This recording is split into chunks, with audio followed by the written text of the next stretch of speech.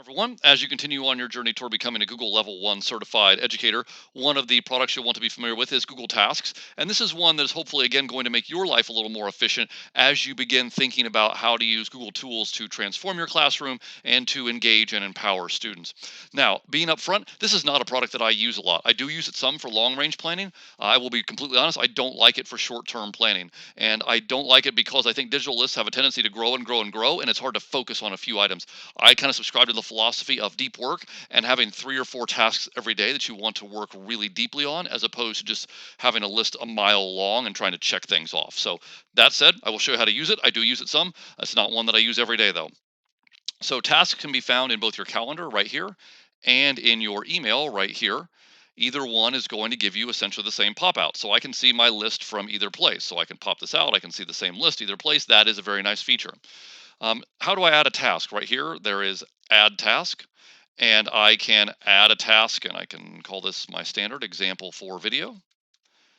If I can type video, that is, and then I can hit enter. If I go back to this one, if I click on the pencil, I can edit that task and I can choose a date or time to be reminded of that.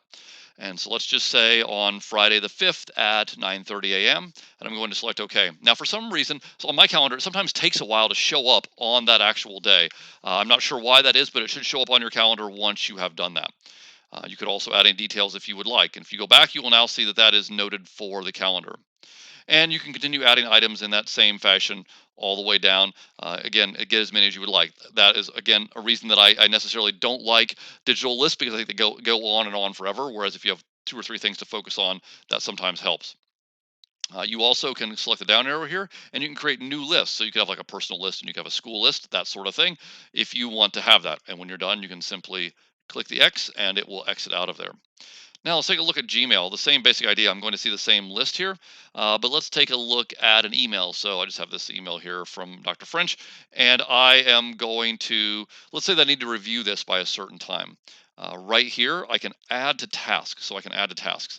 And so notice right in there it tells me it was created from email, and it gives me the title of the email. And if I click the pencil, again, I can edit any details, but I can add a date or a time. So again, let's say that Friday the 5th, I need to review this and send it back to her by then. I can then select OK, and that should show up at 9, and this should show up at 9:30. Again, for whatever reason, sometimes this takes a little bit of time, not even a refresh, to show up on my calendar. I notice it sometimes takes a half hour or an hour to show up on my calendar, but they do show up there. So just keep in mind that those events will show up on your calendar, whether they are created from calendar or whether they are created from Gmail. And that's really all there is to tasks. It's a pretty simple tool that will allow you to manage your tasks and allow you to have multiple lists and add items that need review from either email or calendar and put them on your calendar so you are reminded of them. If you have any questions, please let me know.